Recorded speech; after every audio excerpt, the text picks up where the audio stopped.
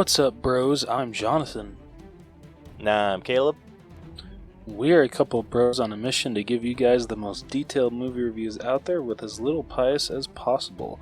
Welcome to the All Bros. Say This week little on pious. the podcast. Did I? My bad. I think you said little pious. Oops. My English not so good. We're just gonna move on from that. This week on the podcast with 4K Spotlight, we got two titles coming out.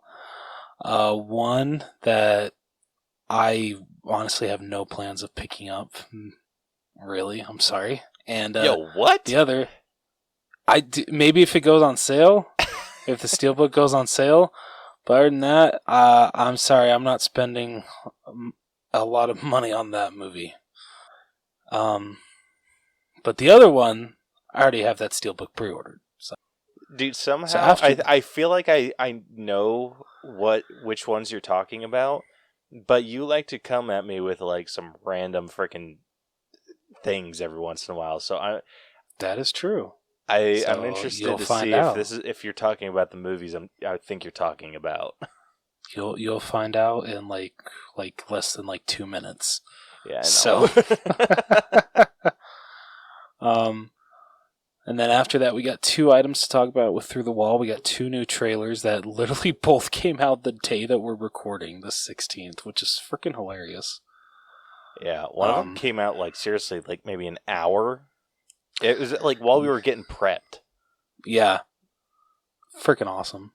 And then after that, we'll be moving on to our headliner of the evening, which will be our review of Knockout. Wow.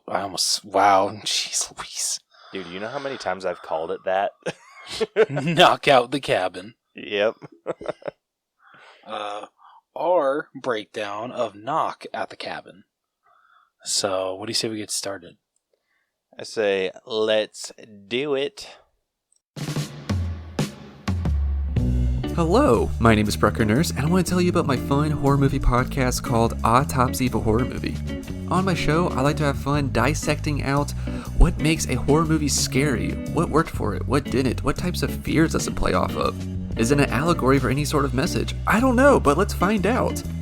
Also, I like to watch slashers. I'm a big slasher guy, so I'll watch a slasher and do a kill grade for it. I will cover the kills and I will tell you how I would grade it based on shock, method, style points, and a fourth category that is a reflection of the movie. Besides those, I'll have fun with special topic episodes, commentary tracks, interviews with guests, including some Shudder directors, so I just like to have a fun time over here. If any of this sounds interesting to you or you just want to come check me out, please head over to Spotify, Apple Podcasts, or anywhere they listen to podcasts and search for Autopsy of a Horror Movie. Also be sure to find me on Instagram at Brucker Horror, where you get fun updates and some cool little posts that I do. Thanks for listening, and I hope that you get to enjoy the show, and I'll see you on Instagram. Bye. Alright, so jumping into 4K Spotlight, jeez Louise, God. You're having a day. I am. I really am. I hope it doesn't get worse. We'll see. So we got two titles to talk about. One, like I said, unless it goes on sale, I don't have any plans on buying it. And the other one, I already pre-ordered on Steelbook.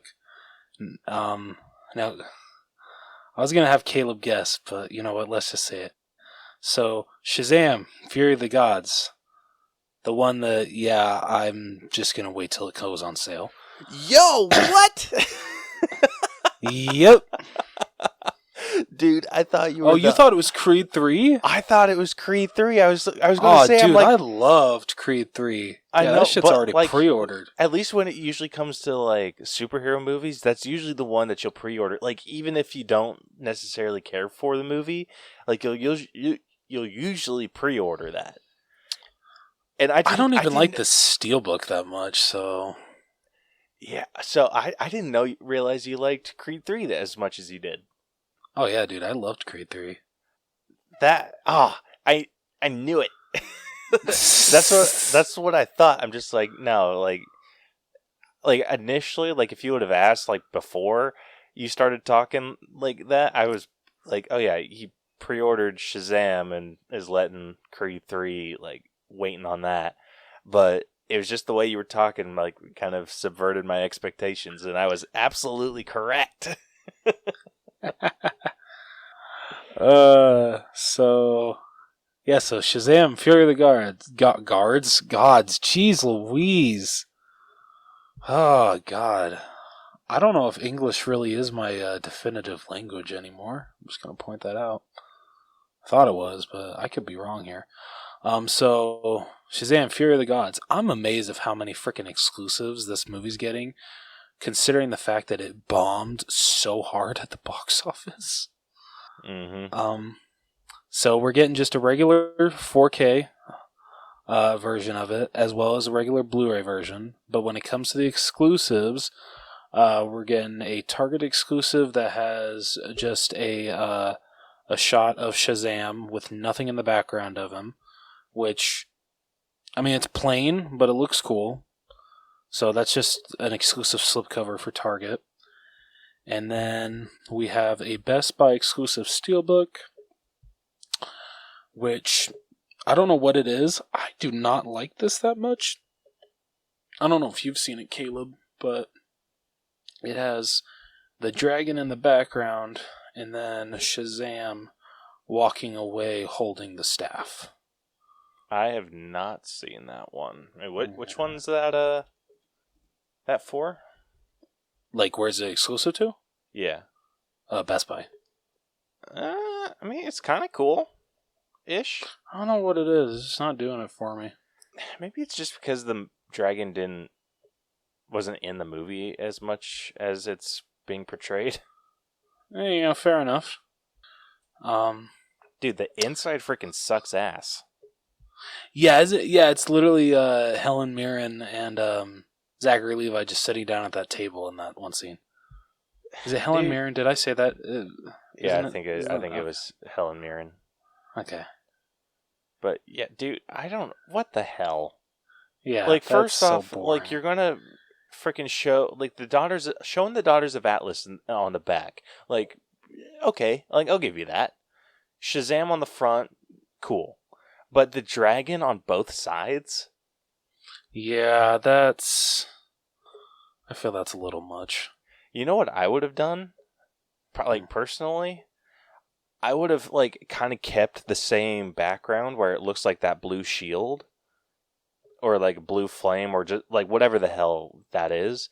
But I would have put at the top, like, having the Shazam family kind of standing above the logo. That would have looked really cool. Yeah, like having Freddy be like the center, and then all the other ones off to the side. Yeah, they should have done that. Yeah, that's personally what I would have done, because I think the back, like, having the dragon on the back with the Daughters of Atlas is pretty dope, but having it on the front doesn't work. Yeah, I agree. So yeah, I would have thrown the Shazam family on front and freaking called it a day. Because how many? So there's 7 thrones, right? So I believe so. So there's Billy, and then 5 others, right? Yes. Yeah, you could have had the freaking perfect symmetry and everything. Yeah, like, I don't get why they didn't do that. Dude, I could have made a much better freaking poster or cover than that. And the inside, I'm trying to think of what I would have done for the inside. I'm thinking I would have either done like the Hall of Doors. Ooh, okay. Or I would have done the I would have put made it look like the letters that Billy sent to the Daughters of Atlas. Yeah, see that would have been funny. That would have been hella funny. Yeah. Or just had it like the note on one side, and then have it look like the pen on the other. Yeah. I think that would be cool. Gosh, I should be in charge. I know. How do you freaking get into like designing that shit? I wish I knew, man. I wish I knew.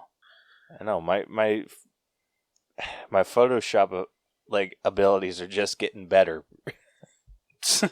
They are. No, they really are. I mean, they were great to begin with, but they've progressively gotten even better. That was a bit of a stretch. You need to be nicer to yourself. Dude, I'll say this, I'm still really proud of the Thor Ragnarok artwork, but there's some on there that were questionable. Damn, bro. I feel like if you can't look back at your own work and critique yourself, I don't think you're being honest with yourself if you're completely unable to have an opinion about your past art. Fair enough. Yeah, because there was some that even when I made them that I wasn't super sure of. Okay. I'm trying to think of some off the top of my head. Yeah, the Thor Ragnarok one, like I said, still super proud of. The Justice League one, that was when I was trying to incorporate our logo in every single one. Gotcha. Instead of recreating the logo. Yeah. When did I stop incorporating the logo? Because that is an excellent question. Even I can't remember. Yeah, so I think I stopped with... Nope, I did it with How to Train Your Dragon. So it was Captain Marvel was the first... Oh, no. I still used it. Gosh, I used that for a really long time. Okay, I did it with the Good Boys. I kind of used it with It, because I did use our the text. Okay, gotcha. I used it for Jumanji. I used it for Cats. The Cats one is one that is seared into my brain, being oh, that one absolutely sucked. Because dude, it was such a bad decision. I made our logo look like it had fur. Oh man, that was bad. Onward had our logo on it. Freaking Jexy had our logo on it. Gosh, I made some bad decisions. Some of these were hard though, because I now if you see our logo in any of the artwork now, it's because I had zero idea what to do. Oh my gosh, the freaking the one that I did for the Oath, where it looked like we branded a turkey. That one was bad. Oh shit! Trying to think of when I started becoming really proud of my artworks. Ooh, you know what? It might have started with Zack Snyder's Justice League. That one is beautiful. Yeah, because I wasn't quite there with the Godzilla vs. Kong. Wasn't quite there with which one was this? Freaky. But yeah, with Zack Snyder's Justice League, I freaking dug that one. Crudes I liked. New Mutants I liked. And all the ones after that, I actually really dug. Yeah, and then I think I started getting real crazy with the Matrix ones. And then after that, it was just freaking no holds barred on that, and I was just I'm just copying it as close as I can freaking get it. Which I will say this, I freaking got Morbius on the freaking nose. It's true, you did. Let's see, Bob's Burger one I freaking nailed. The Thor Love and Thunder one was freaking bitchin'. Elvis was a bit of a miss for me. I liked it.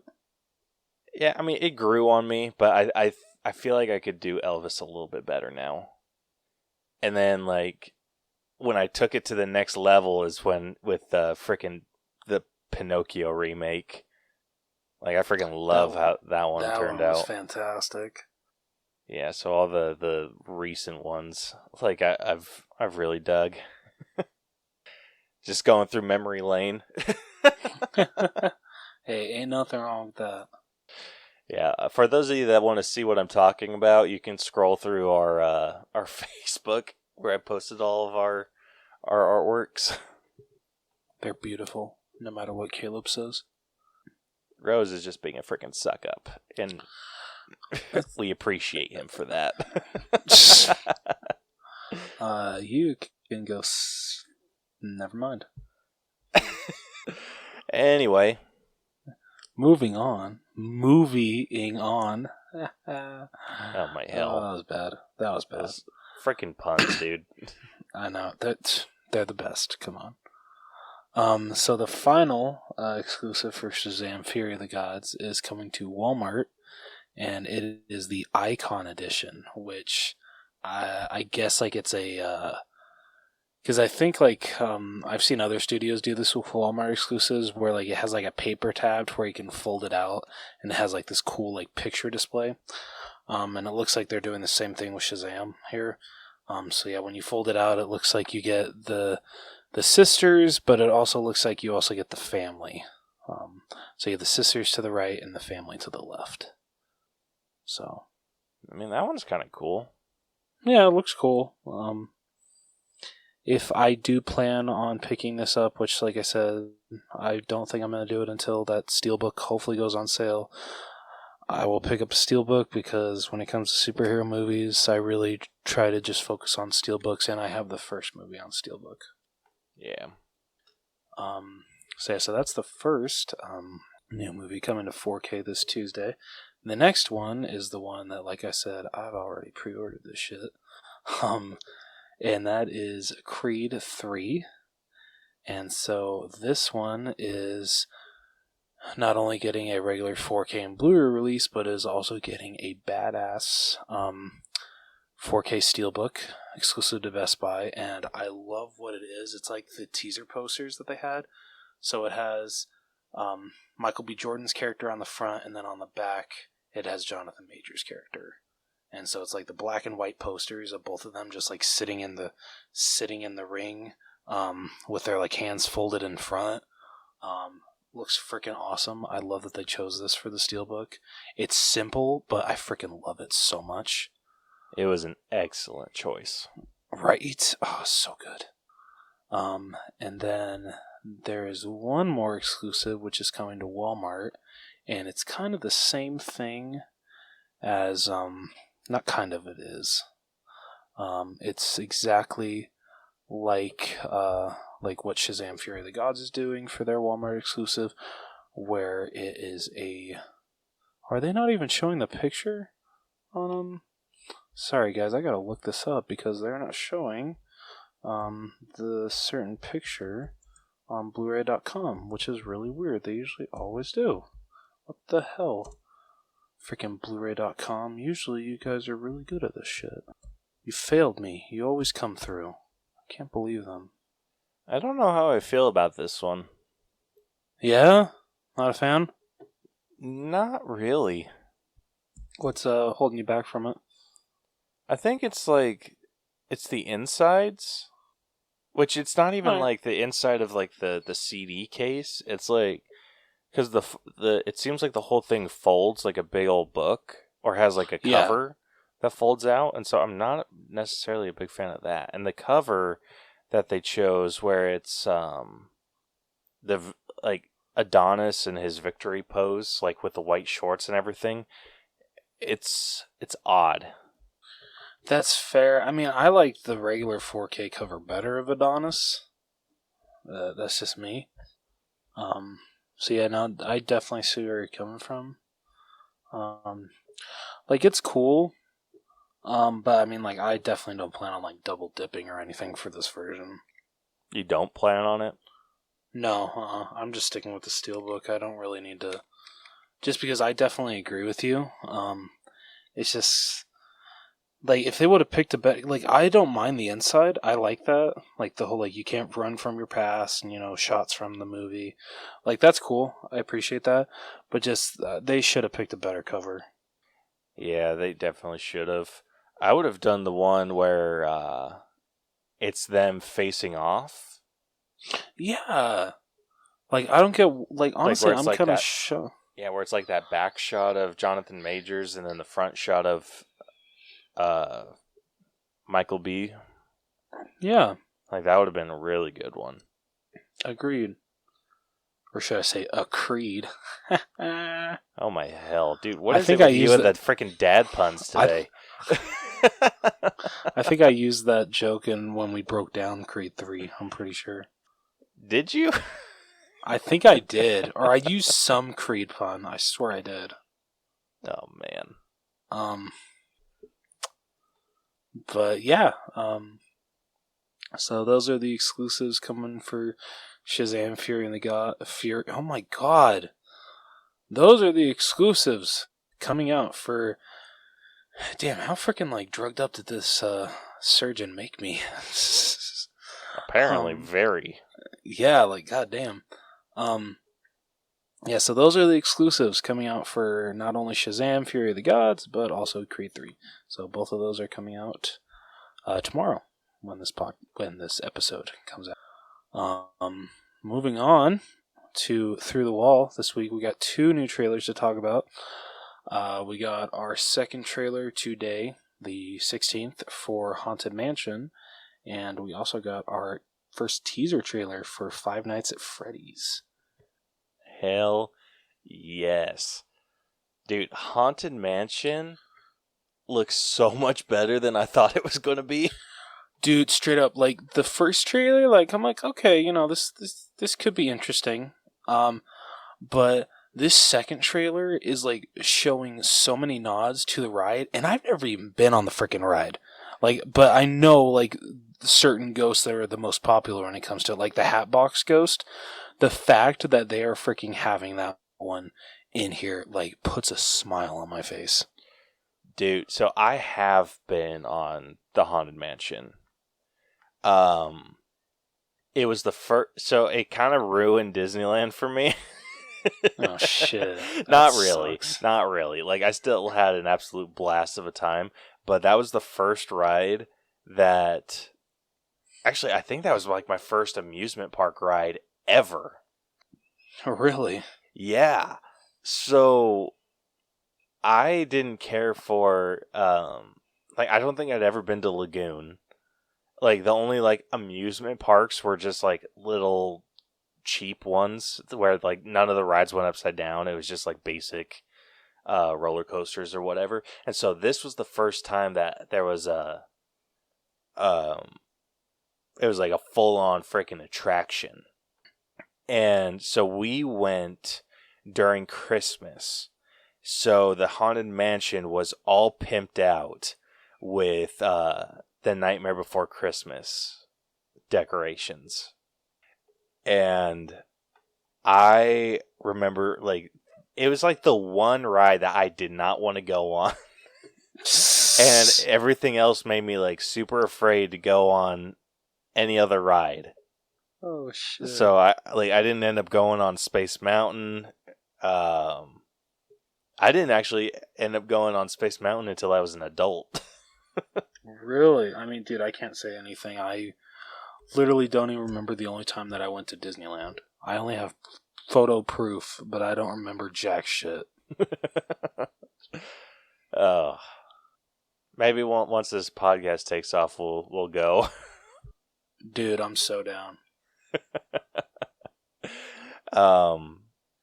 But yeah, like I remember, like, dude, it was freaking scary. Like, they do some sketchy shit. Like, I want you to imagine from the perspective of a super sheltered. I want to say I was 11. Nah, I'm 10 or 11.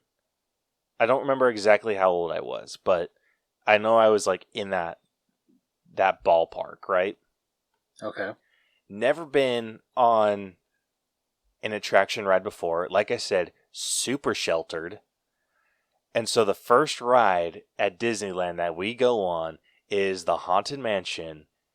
And I was already kind of freaked out. Like, I had seen Nightmare Before Christmas before, but the movie like kind of freaked me out. So that being said, we get into like this room, and the rooms, it's like it acts like the whole room is like an elevator. So it lowers you down to where like you enter the little carts that they throw you in, right? Okay, yeah. So while you're going down, the whole room goes black, and then it's just this big shiny, like it was almost like projected onto the ceiling. It was Jack Skellington's head, like talking, and I was like, "Oh shit!" Because like I said, I was already kind of afraid of Nightmare Before Christmas, but then lightning happens, and I'm still looking up at the freaking Jack Skellington head, and it looked like there was a body hanging from the ceiling, and I like flipped out. I was like, "Oh no!" Like immediate, like eyes to the floor, just like I didn't see that. I didn't see that. And then they guide you into the little carts, and they're not nice about it.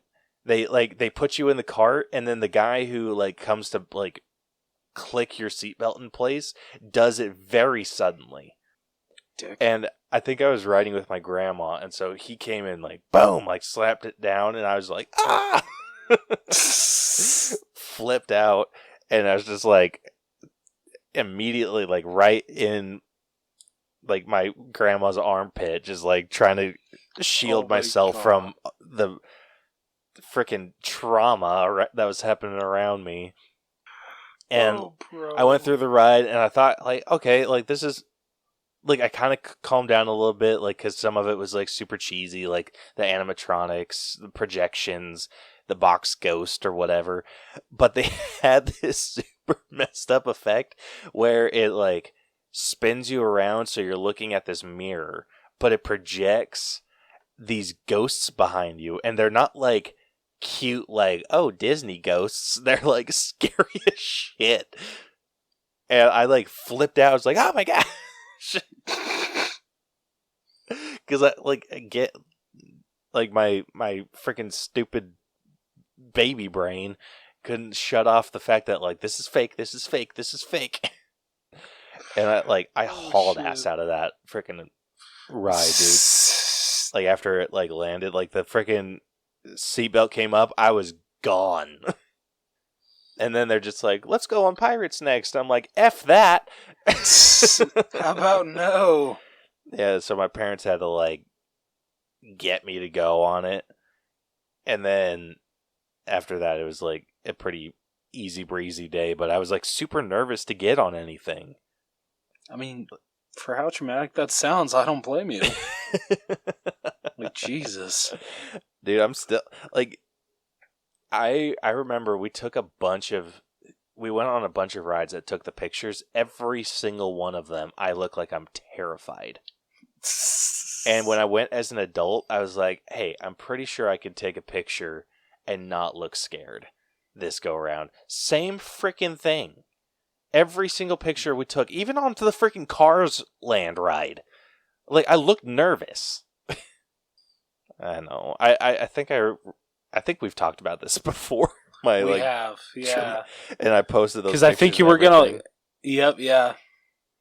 Yeah. So if anyone wants to go back and find those pictures, like it's on our Instagram somewhere.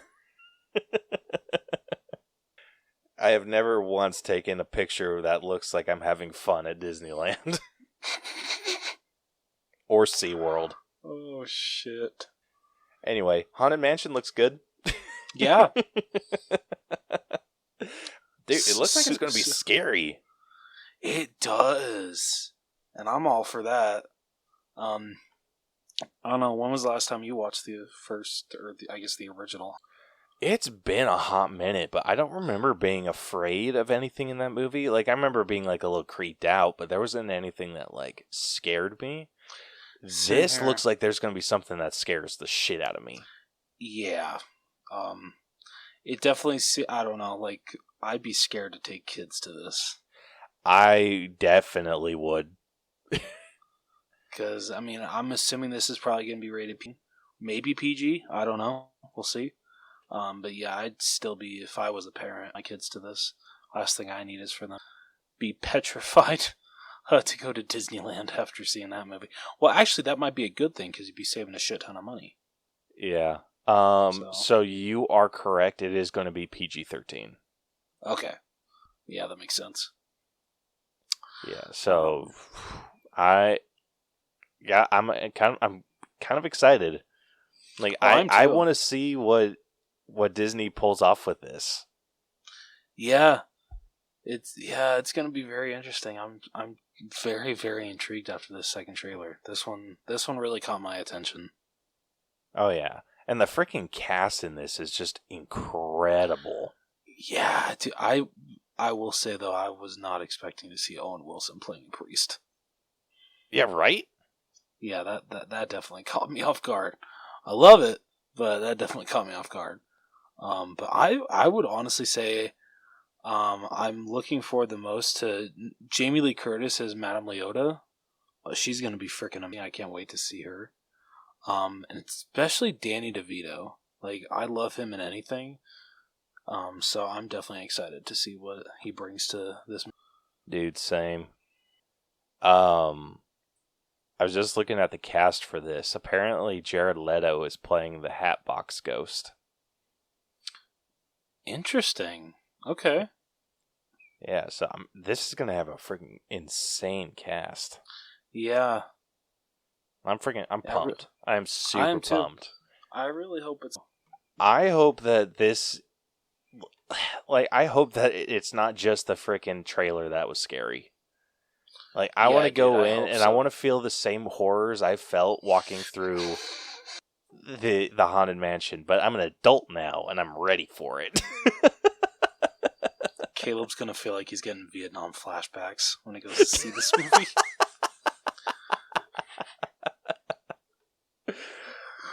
Oh my gosh, dude, you have no idea.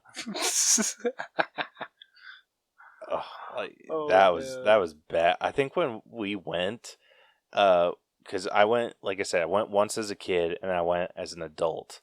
And when I went as an adult, I went with Brielle, and she was, she asked us like, "Hey, what if we go through the Haunted Mansion?" And I was like, "What if we don't?"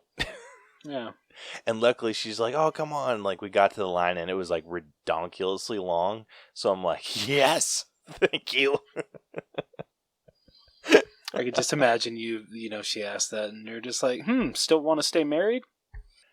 Oh my gosh, dude. Like, yeah. Because didn't you guys go she for your couldn't- honeymoon? Yeah, Okay. kind of. It was like a few months after we got married. But still, like that would have been a funny response. Like, you still want to be married? You got two options here. Yeah. So she, she wasn't able to talk me into going on Haunted Mansion, but she did talk me into getting on Tower of Terror, which I gotta say was way worse than Haunted Mansion. And Mistakes were made. So, I don't know how the hell she talks me into that, but she did. So, All right, if we ever do go to Disneyland, man, I'm making it my goal to get you on Haunted Mansion. That's my goal. man. I'm gonna make it happen. I feel especially if Brielle comes too, and Iris, all three of us can convince you. We can make this happen. We got this. Dude, you think that... Damn, like, I've kind of, like, inducted Iris into, like, enjoying scary stuff. Ha! So yeah, Iris is definitely coming. Iris is going to be my secret weapon. She's going to be Uncle Rose's secret weapon when it comes to this. I know, I feel like I screwed up this Halloween. Yep, you're screwed, man. You're I screwed. was like, oh, look at this. It's scary, but it's silly. And so she started laughing at it and, like, loved it. And so, like, when things are, like, scary, but she's like, oh, it's so silly. I'm like, shit. Didn't think this one all the way through. No, you did not. It's because I wanted her to, That's like, okay. actually enjoy Halloween. No, that's actually like a really nice sentiment for a dad to have for his daughter. But it's going to come back to biting you in the ass. It absolutely will.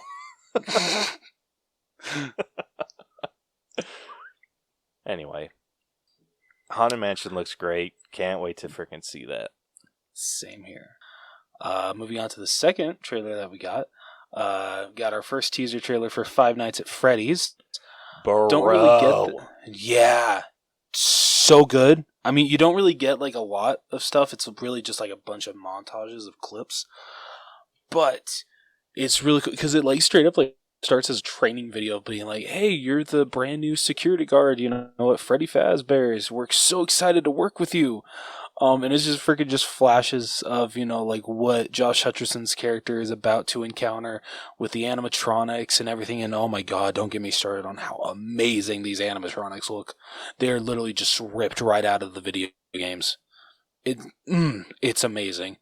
And the fact that like the Jim Henson Company helped make these, that doesn't surprise me. Oh yeah, dude. Like they nailed this. Yeah, they look so good.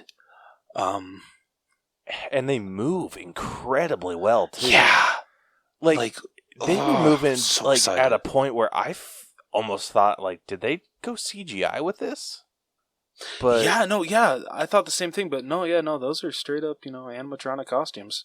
that is exactly how it should have been, Agreed. or how it needed to be. Like they freaking killed it with this trailer.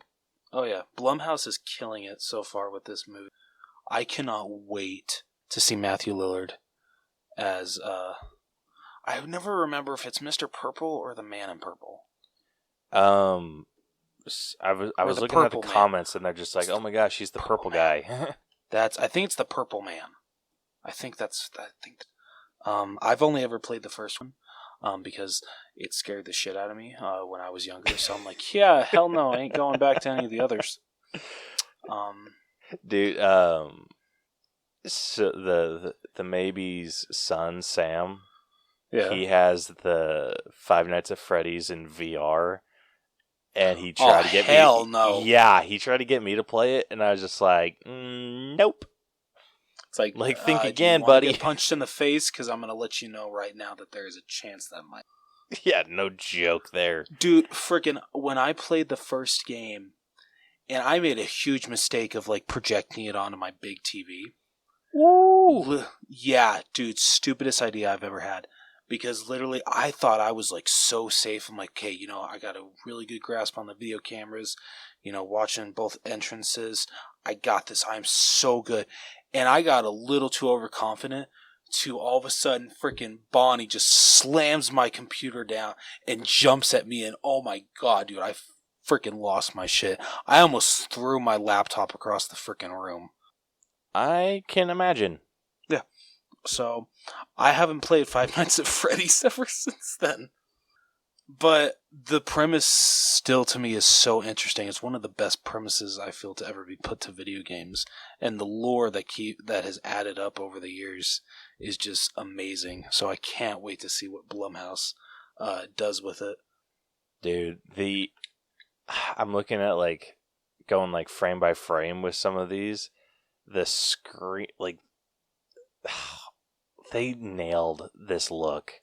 Yeah, it's like the so animatronics, good. like they look so freaking good. And the red eyes too, like, ooh. Yeah, terrifying. Like, oh, freaking. Who's. I know that there's like the lore behind like one of the animatronics that's not Freddy. Yeah, Springtrap. Springtrap. Is that I'm wondering if that's what Josh Hutcherson's going to become. I don't think so, because the security guard never becomes Springtrap. The whole idea is that the Man in Purple becomes Springtrap. Because I don't know if you've heard like the whole backstory about Springtrap, to where like it was like a really rundown old animatronic that just, I don't even think it had a name yet. That was just sitting around the pizzeria, and the Man in Purple was running away from ghosts of children that he had killed with Freddy Fazbear's. and he decided to hide inside of the suit to, hopefully that they wouldn't find him. But because of how the mechanisms on a animatronic suit work, because he was sweating so much, I guess the sweat leaked onto the suit, onto the how do I say, like the gears and shit and all that stuff, to where the suit actually basically snapped and basically decapitated this guy. And so all of the mechanisms snapped over his body parts and everything, and so basically he died in the Springtrap suit, but his soul inhabited it, and so that's how Springtrap was born. It's a really fucked up story. It's a really jacked up story. The reason I asked that is because I think you know the scene I'm talking about where he's strapped down to that chair and he has that mask that looks like it's coming down on his head. It could be. I mean, if that's the direction that they're going with for Springtrap, I would not mind that change. It'd be a very interesting way to do it. Also, I feel really bad for the Josh Hutcherson's character, because I can't imagine the pain that he's about to go through. Yeah. It's just it's hard because you only see the inside of the mask for a second. Yeah. A few frames, but you get a shadow, but it looks like it's more.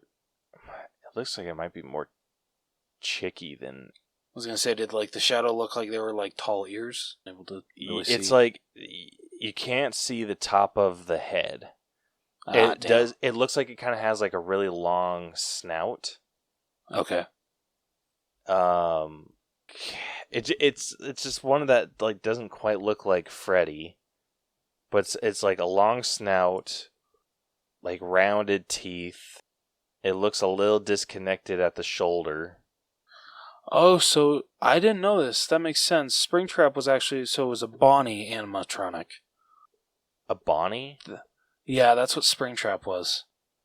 Okay. But a very decayed, really effed up Bonnie suit.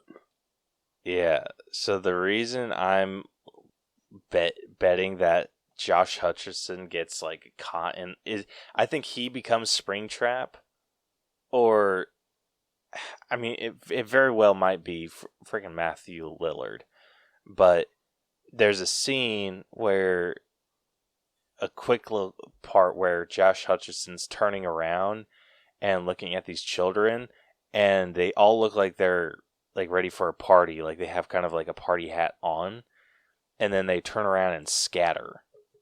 Okay, I'm not remembering that. And then did you see the foot? Yes, I did. Do you know whose foot that would be? I don't. I'm really gonna have to watch this trailer frame by frame after this. I know, dude. That's what really I'm doing. I'm seriously sitting on Twitter, side scrolling, back and forth at these clips, and then you see the kid who dives into the ball pit, and then you see Freddy and it looks like a bunny. I can't see what color it is though. It's purple. But I mean, dude, they freaking nailed this look. They really did. I am beyond impressed. Same here. So, where are you sitting excitement level for this? I'm honestly already at a 10. Dude, me too. I know Hell I'm yeah. gonna be I know I'm gonna be a freaking bitch when the movie comes out and curled up in the corner, just covering my ears, barely wanting to look. But I am crazy pumped for that movie. Oh, it looks like it's gonna be so much fun. I cannot wait. All right, what about Haunted Mansion? I'd say I'm at an 8 for that. An 8? I might be at a 7 for that. I might need a little bit more to go off of, but Fair enough. I'm still fairly excited for it. Like, I'm really close to being at an 8. All right. Hell yeah. All right. Well, unless you got anything else you want to say about these trailers. That I do not. Okay, so Say let's do it.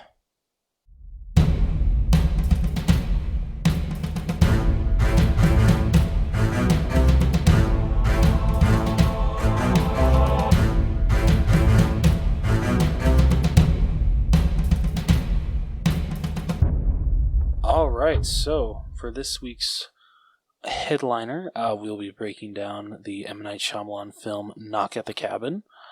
Caleb, do you want to let everyone know how we break down movies on this podcast? I would love to. But first, we did get some replies to our question of the week. That I'll go through real quick. So, for those of you that don't know, we posted a question of the week on our social media. We posted on TikTok, we posted it on Instagram, and we also posted it on YouTube as well. So the question that we asked was, the apocalypse is coming, and to save the world, you have to delete the save of the game that you've put the most hours into. And then I asked how long until you do it. So we did get a few responses that we'll go through, and then we'll talk about how we're going to handle the question of the weeks from now on. But first, over on YouTube, we got a response from a Cody Bennett who said GTA 5. He did not say whether or not he would delete his save, but I'm assuming that's the game that he would choose, or that he's put the most hours into. Yeah. And then going over to TikTok, we didn't get any on Instagram, but going over to TikTok, we got a response from that dude at GigaGod577 who says Call of Duty, any of them.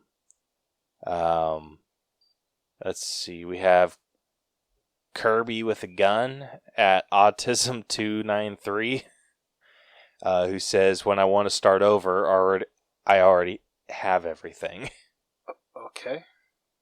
Yeah, so he said he would just back up the save, which I feel is cheating. Yeah, like in an alternate one. Let's see, we got a response from Big Brad at BigBrad682 who said Red Dead Redemption 2, and I would delete it in a second. Wow. Yeah, I know. I'm like, you're a better person than us. Yeah. Oh, dude, dude, if someone gave me the ultimatum of having Red Dead 2, I don't know if I don't. I love those games too much. Yeah. So hard. Let's see. We got a response from Judge at Real D Hop, who says The Elder Scrolls Online.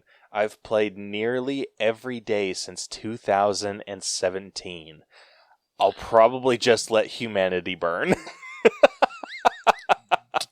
Damn, bro. Dude,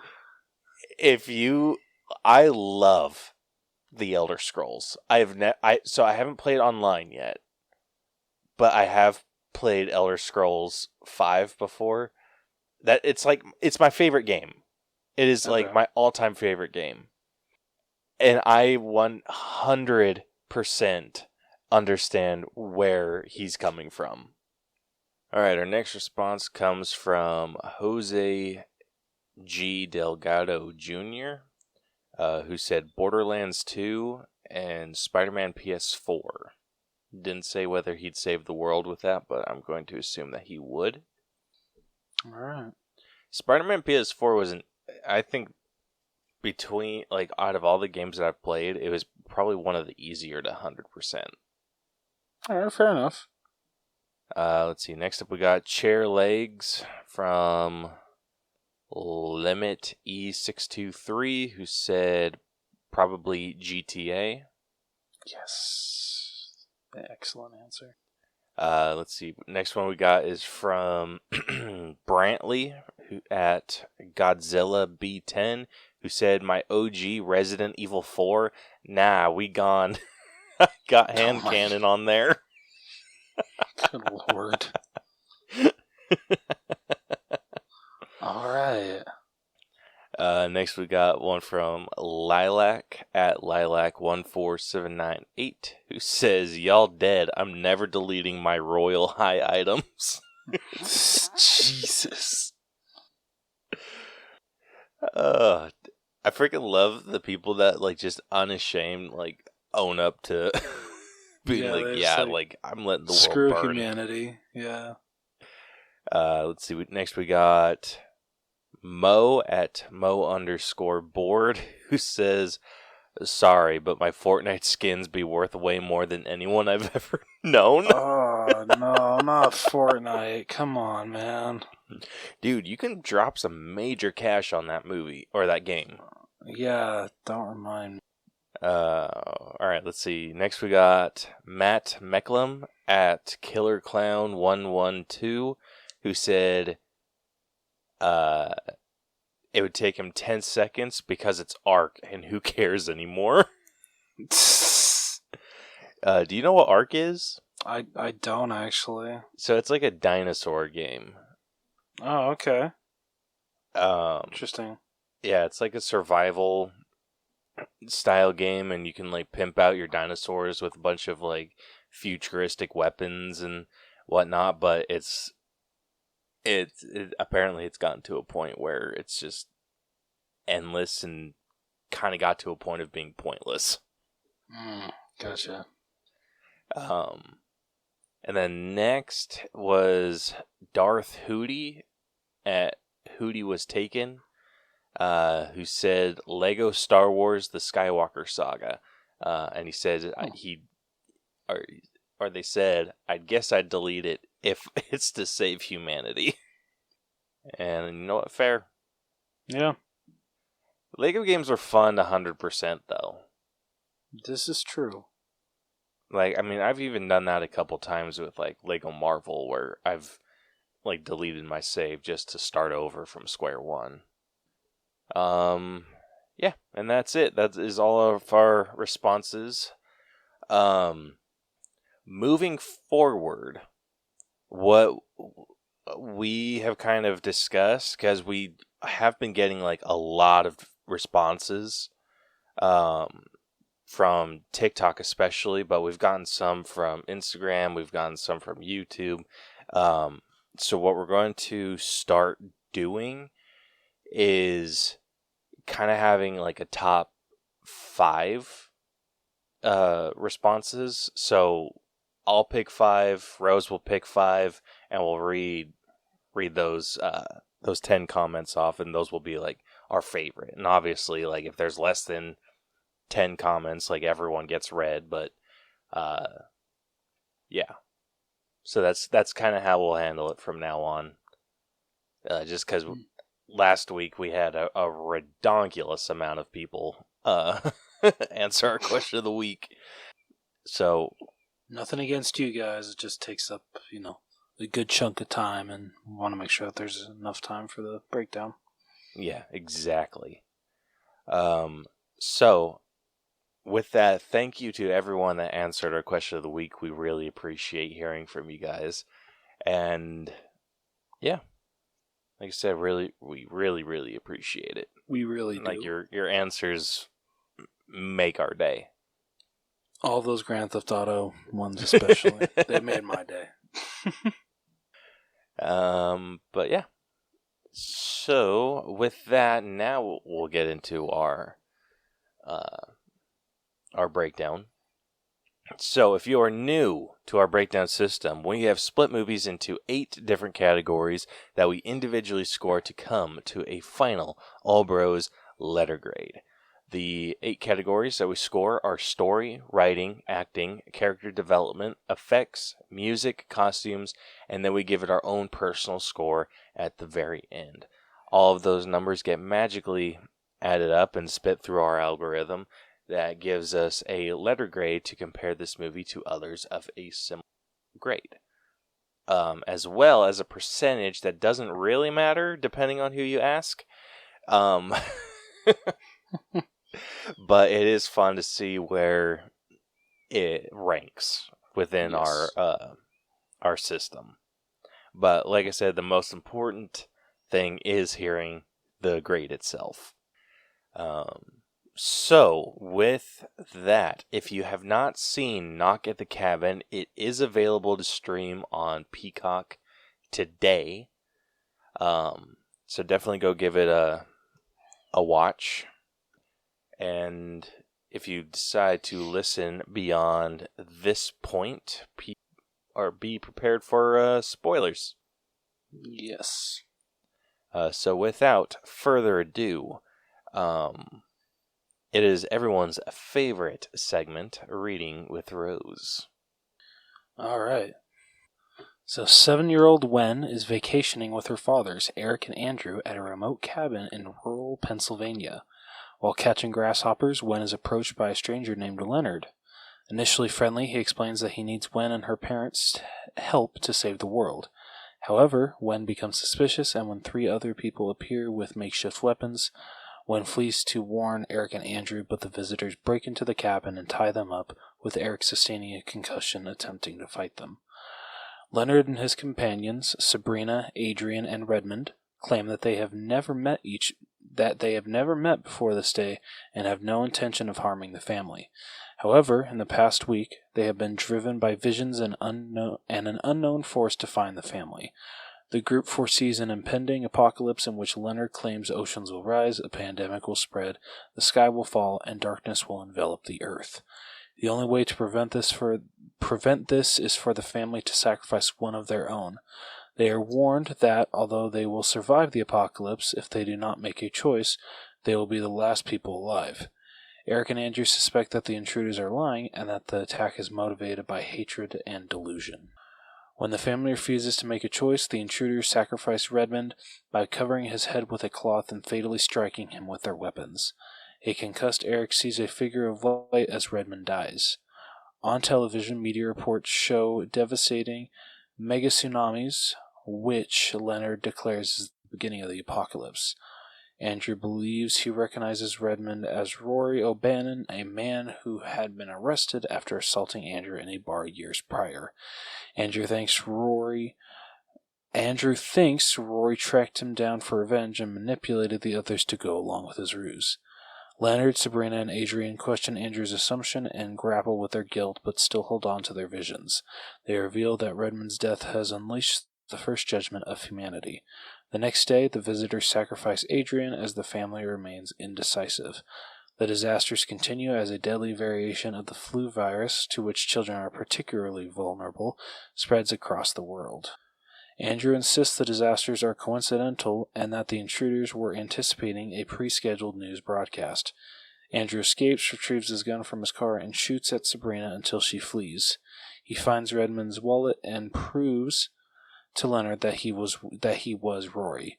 With their tires slashed, Andrew believes the intruders came in a truck nearby and suggests that they use it to escape. As Leonard is being held at gunpoint, Sabrina breaks into the house and is fatally shot by Andrew. Leonard decapitates Sabrina before overpowering Andrew and taking his gun. The broadcast shows spontaneous plane crashes occurring around the world. Realizing their time is nearly over, Leonard leads the family to the back deck as the sky darkens. Leonard informs them that after his death, they will only have a few minutes to make a decision before slitting his throat. Upon his death, lightning causes fires and more planes to crash. Eric now believes the events are real and that the intruders represent the 4 horsemen of the apocalypse. Not wanting Wen to grow up in a destroyed world, Eric offers himself as the sacrifice. He reveals that during Redmond's sacrifice, he saw a vision of an older Andrew and an adult Wen thriving in the future that prevented the apocalypse. Eric feels that their family was chosen to make the sacrifice because their love was so pure. Reluctantly, Andrew shoots and kills Eric before lightning strikes, setting the cabin on fire. Andrew and Wen find the visitor's truck with belongings that corroborate their stories. They drive to a crowded diner nearby where they watch news reports confirming that the disasters have subsided. Returning to the truck, the radio turns on and plays Boogie Shoes by Casey and the Sunshine Band, coincidentally the song that Eric had played for them on their drive to the cabin. They drive off, returning into the world. Oh boy. Dude, this was a solid freaking movie. Yeah, this is... Honestly, I think this has become my... This is definitely up there for me, too. I will say, I do feel like maybe he's losing his touch a bit. Really? At least in terms of, like, plot twists. Because I don't know about you, but I 100% believe the freaking apocalypse shit. Oh yeah, same here. Like from the get go, like I was just like, yeah, like this is 100% real, dude. Yeah, and it's not because we read the book. Yeah. Wait, this is based off a book? Yep. Yeah, it is. I did not know that. Yeah, I didn't until I read the Wikipedia page. It is based. What's the book called? The book is called The Cabin at the End of the World. But yeah, like I said, this, like, it ended up, like, I think that, like, the whole twist was that this twist was supposed to be like, oh, this is real. I was like, yeah. Of course it was. Yeah, I didn't believe the family for a second. Like, oh yeah, they showed up because of hatred. Like they just want to kill our family because we're two dads raising an adopted daughter. Yeah, no, I didn't believe that. I think what threw me is I kind of believe that maybe this, like, some sketchy shit was going on at first, but it wasn't until, like, it was immediately after they had just, like, introduced themselves, like, kind of discussed who they were to Andrew and Eric, that I was like, like, they're sharing some real personal shit. True. Like, that's, like, borderline, like, I don't know if they could have made this up. Yeah. Like, it doesn't seem made up. It seems, like, very real and genuine. And, I mean, from both perspectives, you kind of understand, like, the craziness of this situation. Because you, like, and, dude, like, this is kind of, like, jumping ahead, but Dave Bautista, like, with his character of Leonard, did such a good job at, like, explaining the importance of the situation and what had happened and everything, and, like, how much he understands what's about to happen. And then you also, from the alternative perspective, you understand where Andrew and Eric are coming from, where they're like, you guys are freaking nuts. Yeah, no, absolutely. So, like, it was tough, but I think it was, like, a really well done story. Yeah, it really was. Was it ever explained, though, why they had to put the white mask over them before they killed them? No. Okay. That was just very interesting. Yeah, kind of a weird little thing. Ritual. But Yeah. whatever. Yeah, no, dude, like, the opening of, like, when Dave Bautista's Leonard first comes and talks to Wen, that scene was so intense, but the way that Dave Bautista, like, honestly, I swear, I'll get to this with acting, but, like, he seriously, I think, is my favorite wrestler turned actor after this movie, because he is so freaking good in this movie, and especially with this scene. and especially like with the camera work of how like it's a close up and it just keeps going back and forth with that. It just works so well and it looks so good, and like you're like with Wen, like you're like starting to trust this guy, and then of course shit hits the fan. But like this scene just like set the whole tone for me for the whole movie, and we hooked in less than 5 minutes of freaking. Dude, he very much so. Like, out of all of the other actors, like actor to wrestlers out there, like, I can't wait to talk about him. I'm gonna hold off though. But getting into the like this story, like, it's like I said, it was so well crafted. Like, you understand both perspectives like really well. Absolutely.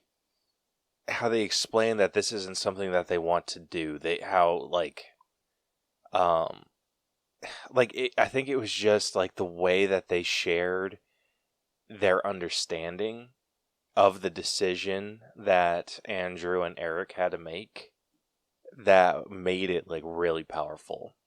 Yes. And dude, like, each kill, like, I actually would have really liked to see Sabrina's, she was the nurse. I would have liked to see her death kind of drawn out a little bit more than it was. Like, it felt very immediate. Oh yeah, saying she just got shot and then Leonard just decapitated. Yeah, but I think they did a really good job at showing what or not showing, like, not, this is a weird thing to explain. I think they did a good job at not showing what they were doing for, like, during like the sacrificial process. They did, but like they still made it brutal, especially for how much they put an emphasis on the sounds. Oh yeah, and like, dude, like it was tough to watch. It was. Like it was rough. You're like, not seeing anything. I know that was what got me. I'm just like, there's nothing to see here, but I don't want to watch. Yeah. And oh man, like I said, I think the only downfall of this is it didn't have the typical M. Night twist, but I think it worked. It did. Yeah. Like it ended up working like really, really well. And like the flow was really good. Like, very, very few slow parts for me. I think maybe the slowest was the transition to the New Day. That's fair. Yeah, I mean, other than that moment, it was like I said, the flow was great. So, where are you sitting at with the story?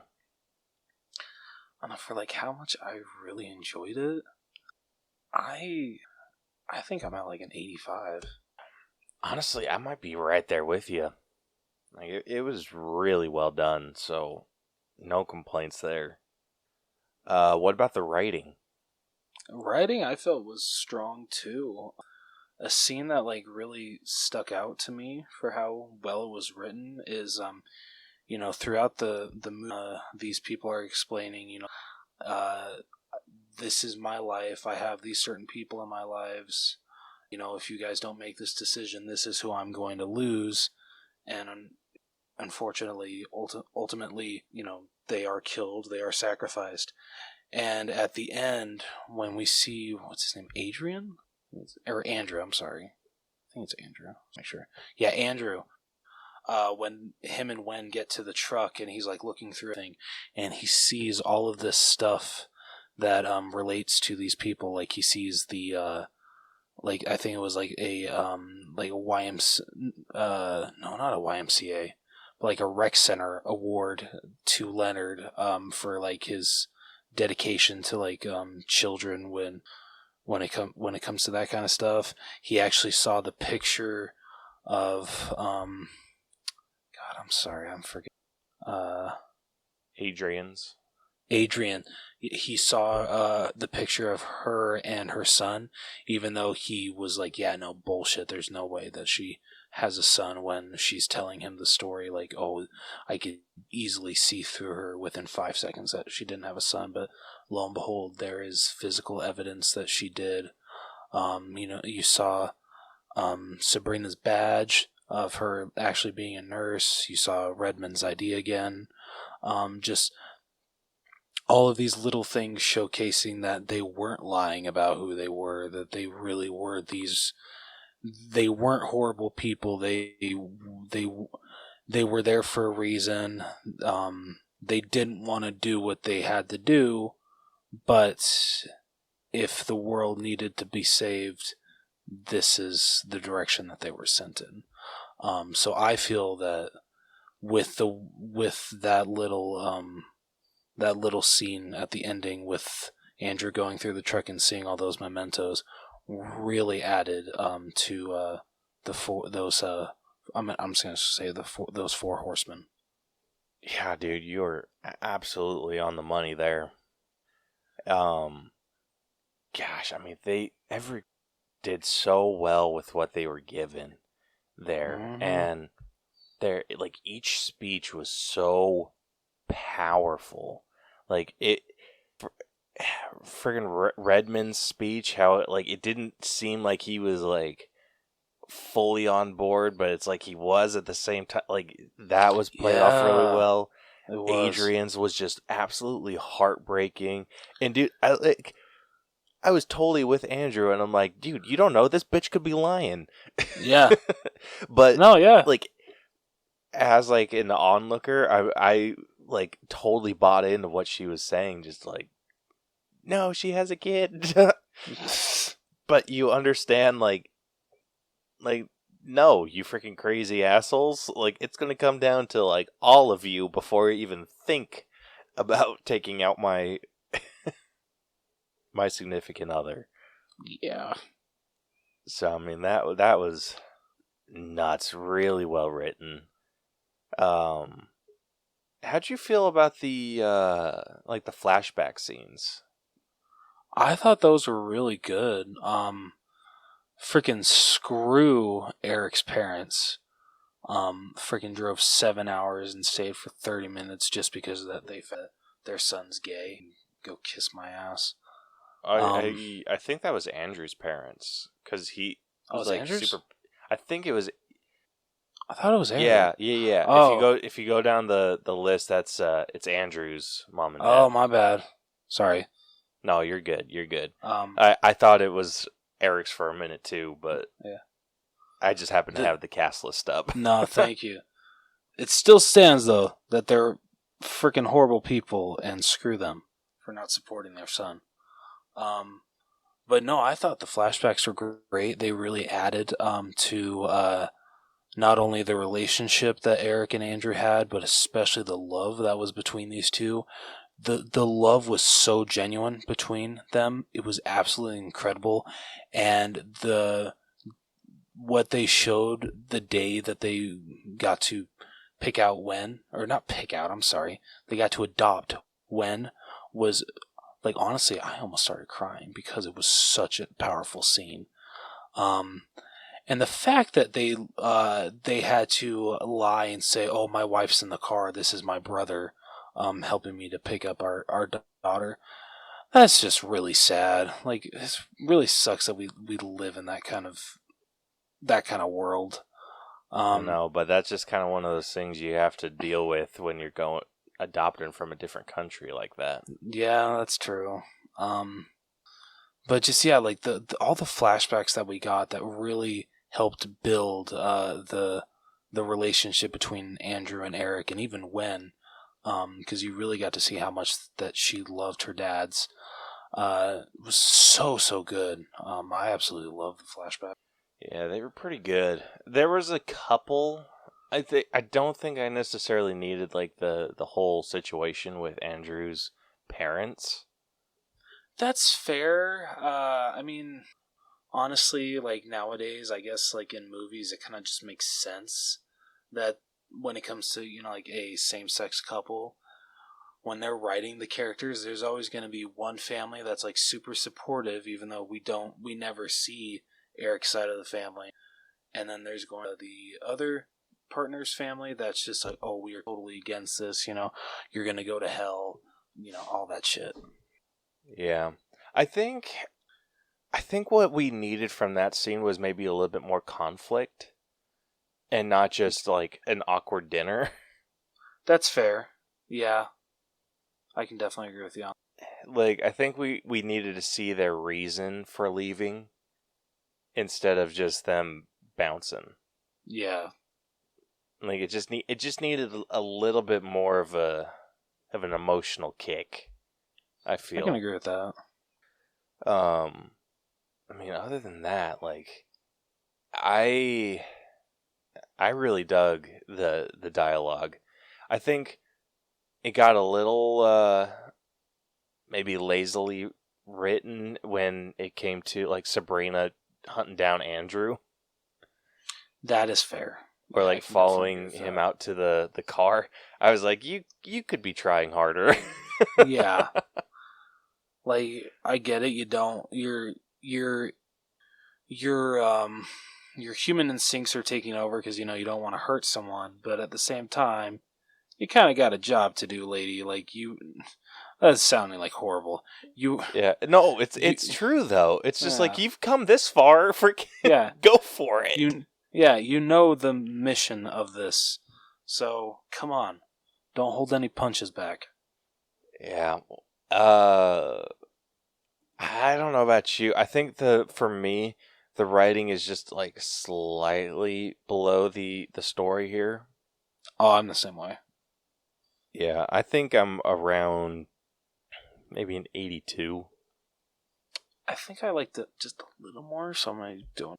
All right, getting into acting, we have Ben Aldridge, who plays Andrew, Jonathan Groff, who plays Eric, Dave Bautista, who plays Leonard, Nikki Amuka Bird, who plays Sabrina, Abby Quinn, who plays Adrian, Rupert Grint, who plays Redmond, and Kristen Cui, who plays Hwen.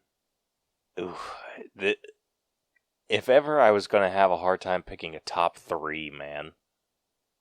Yeah, seriously though, man. Like, Got some really heavy hitters on this cast. I know. Like, damn, like, I think I know who my number 1 is. Same here. I have like 3 number 2s. And I have like another 3 number 3s. Oh, I love it. So it's like narrowing that down is going to be ridiculously difficult. So what are you thinking for your top 3? Number 3. I think number 3 I'm going to give to Abby Quinn, who played Adrian. Loved her performance. Even though I didn't exactly believe her when she was, talking about her son and everything. When you find out that really you didn't believe her? A little bit, but at the same time, I'm like, I don't know. Dude, I totally freaking bought it. I would have been horrible in this situation because I feel like I'm so empathetic towards people. I'm like, yeah, like, she's not lying to me. Even, like, she easily could have been.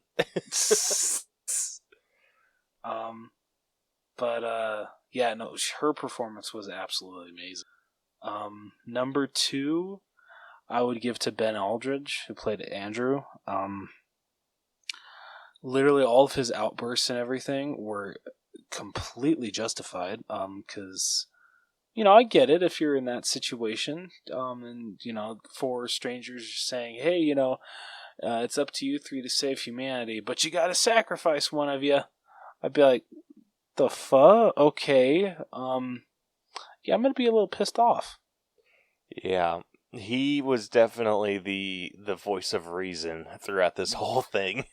Absolutely. And great performance by Ben Aldridge. Dude, which he's I a think it's freaking powerhouse of an actor. He is. Like, I was like, I swear I freaking recognize him. And yeah, when I looked up the cast after watched the movie, it was freaking in spoiler alert. He was opposite Jim Parsons. So no wonder I loved him so much in this movie because he's a great actor. He's an amazing actor. I'm surprised he hasn't been in more stuff. Yeah, right? Seriously. But number one, I got to give to Rupert Grint. I'm just kidding. Dude.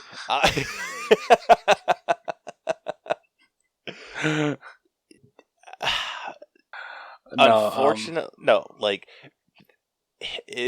he's an honorable mention for me, for sure. Same. I wish he had more to do because it was awesome too. seeing him back. And I he was know, great it kind in of what felt they wasted had him. that everyone else got a weapon, but he didn't get to use his. Yeah. Like when he was revealed to be the first to die, I'm like, are you freaking kidding me? Like, come on. You're going to kill Ron Weasley first? This is some bullshit. Yeah. I do gotta say, though, his American accent kind of sucks. I didn't mind it, but it's not great. Dude, it was sneaking in. His really... regular accent was sneaking in like something awful. But I mean, like I said, he's an honorable mention for a reason. He did a fantastic job. Like his performance was just rough to watch in the best way. Yes. Just because you could feel like the hesitation and just the like it has to happen in his whole performance. Like if he doesn't get more work out of this, like I'm gonna be pissed. Same here. Like I'm trying, let's see what else he's been in. Yeah, he's only done like some shows here and there. That sucks. Yeah, he was in this 2015 was the last time that he did like a movie. Damn, wow. Yeah, that's freaking bullshit. 2015 he was in a movie called Moonwalkers, and he was like okay, he was like one of the leads in that. Okay, well, I guess at least there's that. Yeah, but again, that was back in 2015. And then like the last year he was in like a couple Hogwarts videos, which I'm assuming are for like Universal Studios. Yeah. And then it's like TV movies. He did a voice. And then it was like friggin' Deathly Hallows. Yeah, that is some bullshit. Yeah, because the guy's a good actor. He needs to get more work. He proved he's an incredible actor.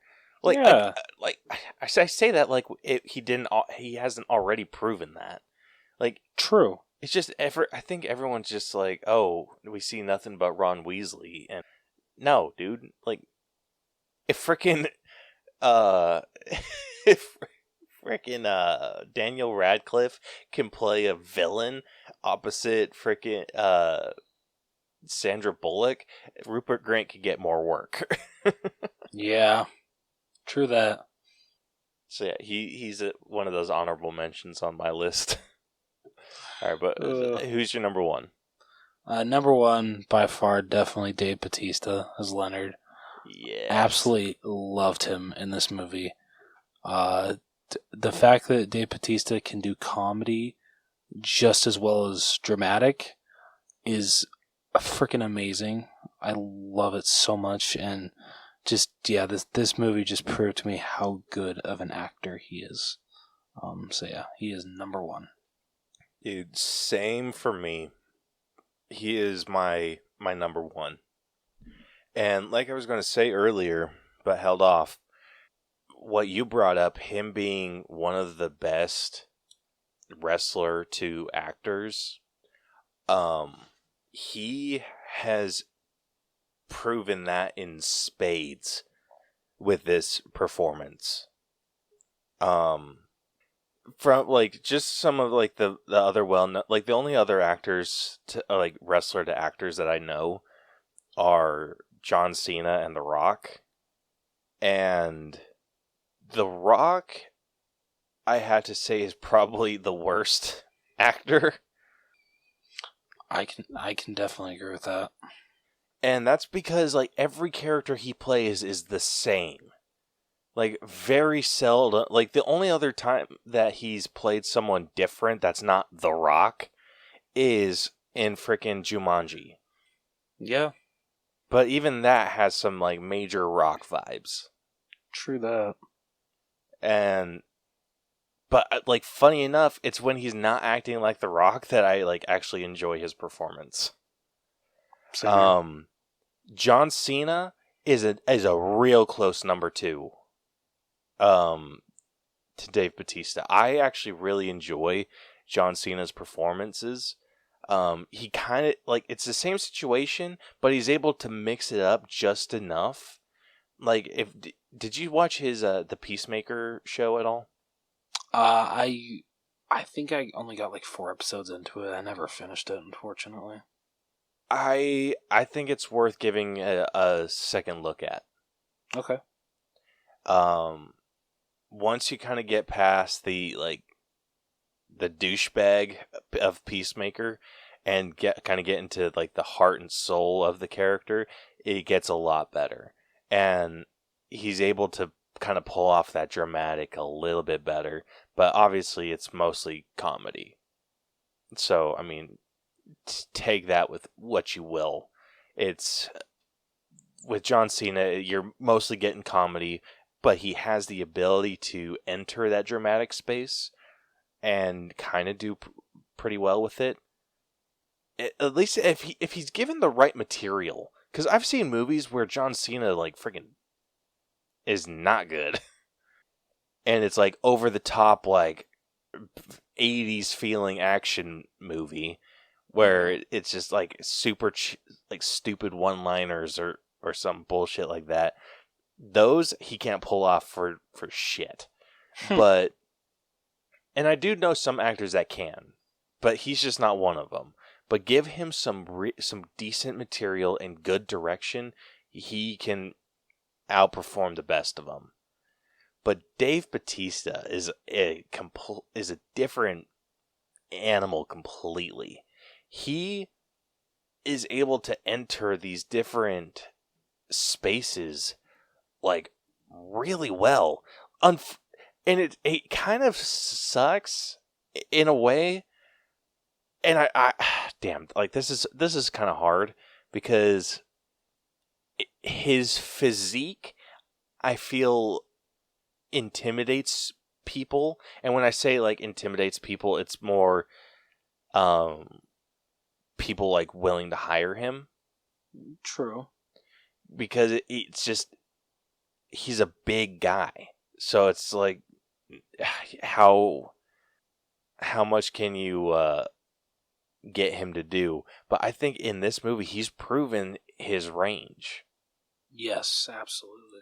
Like with all the Guardians of the Galaxy stuff, like playing Drax, like he can do comedic, and he like with some emotional roles. You know damn well that he can play action hero, because duh. Like if you don't know that from every freaking like WWE performance that he's ever had, again, like going into like a Stuber, like he can play comedic really well. But I think he's finally like getting some recognition as like the amazing actor that he can be in this, and being given dialogue, like really good dialogue, and having to give a performance unlike anything we've ever seen from him up to this point. Like it's really good. Making him a second grade teacher was inspired, because you're just like, yeah, of course this dude freaking like the way he's so good with when, and just so like it's hard to explain, but I love Dave Bautista is what I'm getting at. My number 2, I think I'm going to give to Ben Aldridge. All the reasons you said. He's an incredible performer. And my number 3, I think my number 3 I'm going to give to Nikki Amuka Bird, who played Good Sabrina. choice. She, you could like see the hesitation in her performance so well, and I don't know about you, but she came off smart, right? Yeah. Like she kind of knew what she was doing, and I was thinking for the longest time after I watched this, like, what the hell was up with her death? Where she just comes running in the back room screaming, right? I think that was her way of basically committing suicide. Well, that's an interesting way to look at it. Yeah, cause I mean, she could have snuck up on him, but she was already like so on the fence, and so when she straight up charged him when he had the gun, like he didn't have to do a lot of work. He had the gun pointed. He just turned it towards her and fired. True. So I think that like those little subtleties that you kind of make you sit and think about like why a character did what they did. That's why she's stuck out in my brain so much.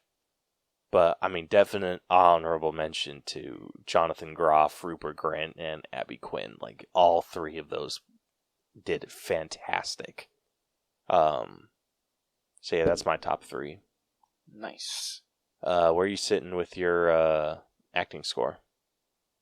Oh no, I think I'm gonna match my story. I am actually a little higher. Hell I yeah. may have cracked the 90s, Nice. Okay. like barely, but I'm gonna give it a 90. But it's like it's like barely there. All right, next up we got character development, which I think you kind of have to do this off of Andrew and Eric. Yes. And if we're doing it off those two, I feel that development is honestly very, very good. I will, excuse me, I will completely admit that, like, I thought that at one point that the sacrifice was going to be Andrew. Like, I thought that they were going to decide, because, I don't believe that any of this is real. Eric, with him talking to Eric, like, I thought that, person that should, attend to this, this so-called future that they say is the only, it's the only future, the only ones there when we'll actually have, with the rest of humanity. So for a good amount of time, I thought it was going to be, but the way that it is explained as to why it needs to be Eric was so well done that he saw the vision of Andrew and Wen in the future, spending time together, how their lives turned out was just so sweet. And that is the thing that he remembers as Andrew is shooting him. And so, him saying, the reason why we were chosen is because of our pure love. It's nothing more than that. It's just we have pure, and that is why that we have been chosen to make the sacrifice for humanity. And just watching their progression into that final realization throughout the movie, I feel is really, really good, and especially the way that both of them come to the terms of reality in different ways, I feel is told very, very well. So yeah, when it comes to character development, I think both have great character development. You can understand why each of them feels the way that they do, and when it comes to the ending, and why Eric has to be the one to sacrifice himself and not Andrew, makes complete sense. And yeah. Damn, you like hit that right on the head. Yes. Like, I don't know if I have anything to add. Like every single point that I would have brought up, you freaking covered. Like that was Okay. awesome. Hell yeah, thank you. But yeah, I couldn't agree more, dude. I could not agree more. It was such a well told arc, and so heartbreaking too. like especially like I think the time crunch added a lot to the emotionality of that scene. So, oh, god damn, dude, like I don't know about you, but I freaking caught myself getting like teared up when asked if Daddy Eric saved everyone. I was just like, yes, he did. Yep. Oh, same here. Same here, man. Like he absolutely did. Oh boy. Well, so what are you sitting at with the character development then? Yeah, dude, I'm pretty high. I'm at like a 92. Oh, I didn't quite crack the 90s for this one, but I am still fairly high. I think I'm sitting at like an 87. Fair enough, man. All right, next up we got effects. I will say this movie suffered a little bit in this. That's fair. I mean, I feel this freaking tsunami scared the shit out of me. Or that, I mean, I felt that looked really good because, yeah, that looked freaking terrifying. Yeah, that was like when that it was came rough. to the disasters shown on the news, I felt for the most part that they looked really good. I think maybe like the one that maybe just like caught me off guard because of like how fast they just dropped. It might have been like the planes, just like the planes looked odd. Yeah. Okay. So I'm not the only one here. Yeah, I'll say like the planes looked odd. I think that them saying like, "Oh, we found this footage," and it's like looks professionally shot. Like, nah. Yeah. Like that's straight up bullshit. And you're not showing footage on the news of people drowning, but that's a completely separate issue. But it's just I feel that throughout our our history we've seen many unfortunate plane accidents, and so we know what happens, how a plane goes down if there's no one at the controls.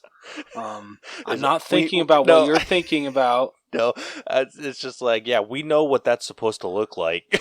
Yeah. That's horrible to say. So the way that they're dropping in this movie, I'm like, no, that's not right. Nice try. Yeah. Oh. I've unfortunately seen way too many plane crashes, not only in movies, but also in real life, to know that when there's no one at the controls, or, like an engine fails, shit like that, a plane's not going to go down like that. No, not at all. I mean, some planes definitely do. Yeah. But it's mostly like fighter jets, but a lot of those big commercial planes, like they'll not a commercial airliner, no. Yeah, like a commercial airliner, I don't know what has to happen to it, but like straight up the wings would have to like snap off. Yes. But if it still has its wings intact, they are designed to glide. Yeah. Like, is the crash landing going to be like nice and soft? Absolutely the hell not.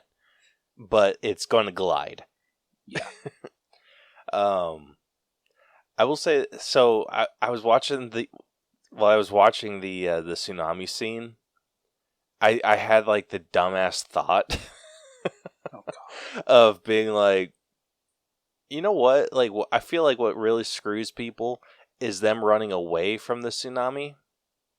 And because like the tsunami's just going to come crashing down and then it's going to like launch you like somewhere and then you're going to die. I'm like, I feel like I'd be the idiot that charges towards the tsunami. Like, at least like what I would try to do is get behind the big ass rock.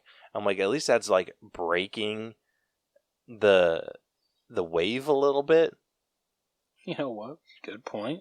Or like running towards like the wave and like just taking a big deep breath and diving into the wave and just praying that it doesn't fling me across this freaking country. But again, I feel like there's flaws to my logic there. So, but that's just the thought I had, because like it was just the way that they showed it. I was just like, there's a lot of people that are like really up close. Like I would just haul ass towards the wave and hope for the best. Yeah, fair enough. It's like the like almost that thought, like if I'm like the sooner I'm in the water, like the better. But Yeah. I know that's probably not true. Oh hell. Yeah, the tsunami looked okay. It was scary. The planes looked. I mean, they weren't like amazing or anything. Like this is probably the weakest category I so can far. definitely agree. Like honestly, to the point where I'll give you I'll give some points for the practical stuff that they did. With the killings, but I kind of got a dog for some other shit, like the fires, the lightning Yeah. strikes. All that looked real fake. So I'm probably in the 70s with this one. Same here. I'm at like a 75. Yeah, I was around the same. Like I'm probably like 76, but yeah. All right. Yeah, fair enough. All right, next up we got music.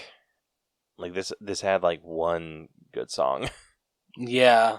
I mean, but The it score was a was banger. intense, but it wasn't like groundbreaking or anything. Not like previous True. M Night movies.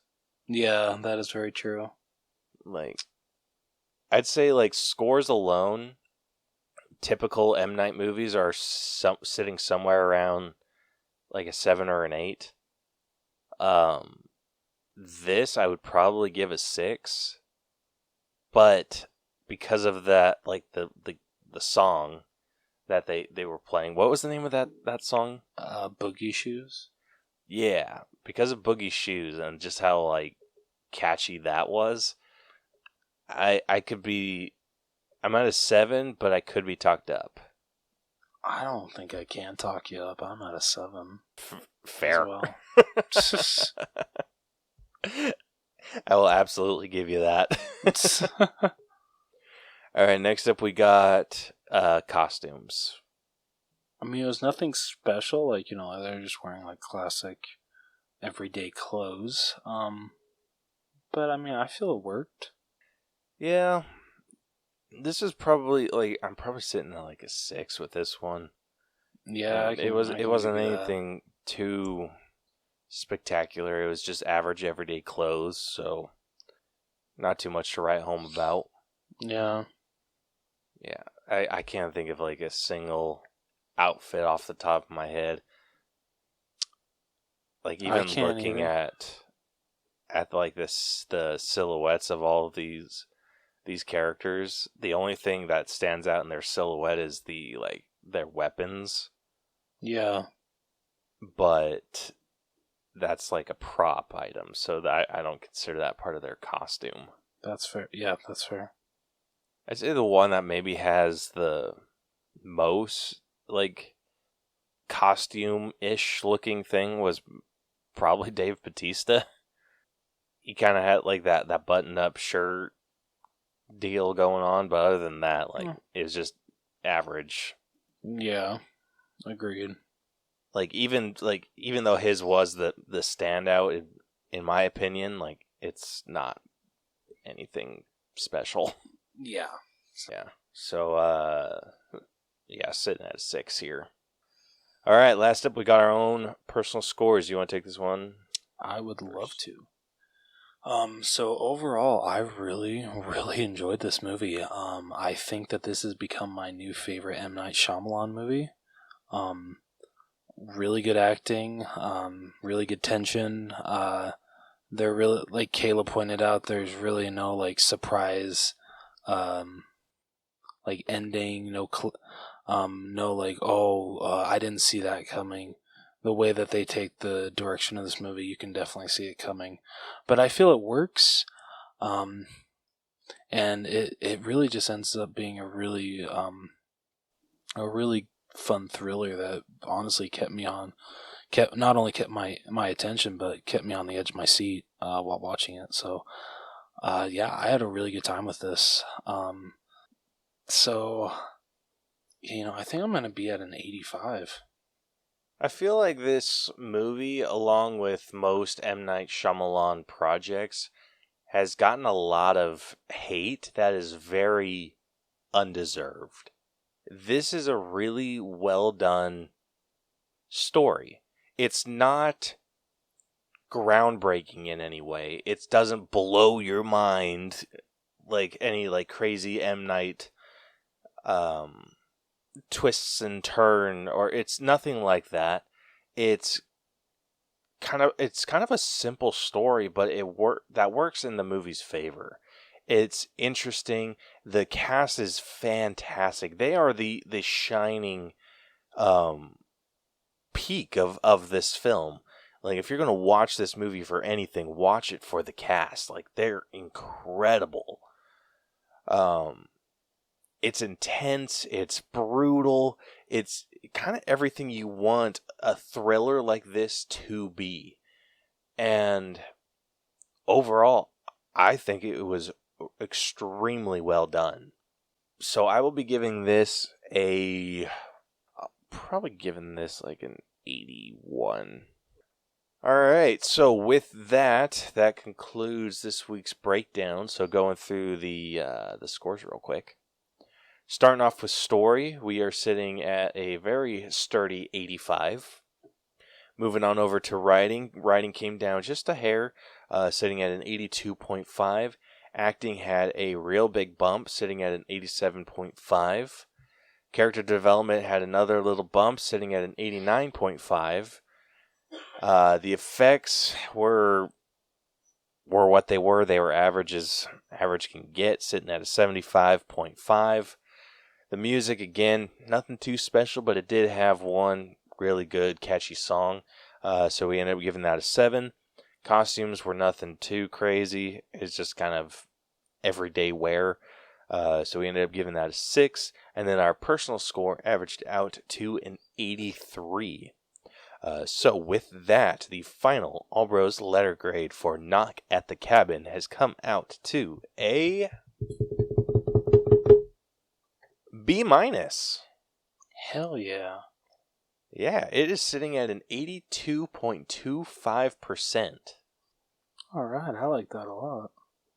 Yeah, that's pretty good. It's one of the sturdier ones. So our like the cutoff for a B is 83. So it's only 3/4 of a point away from reaching a B. Damn, that's awesome. Yeah, and I think that's a really well-deserved score. Agreed. So yeah, let's see. With that, so like I said, sitting at a B-. So comparing this to other B- movies, with the percentage, so it's like I said, sitting at an 82.25%. That puts it below Ron's Gone Wrong, which is at an 82.31. It's below Smile, which is at an 82.37. It's below Let's Be Cops, which is at an 82.37. It's below Chippendale Rescue Rangers, which is at an 82.43. Yeah, right? And then finally, it is below The Hunt, which is at an 82.47. Yeah, so I mean, the difference between Knock at the Cabin and our top B- movie isn't even a full percentage. Damn. Like, it's barely 0.7.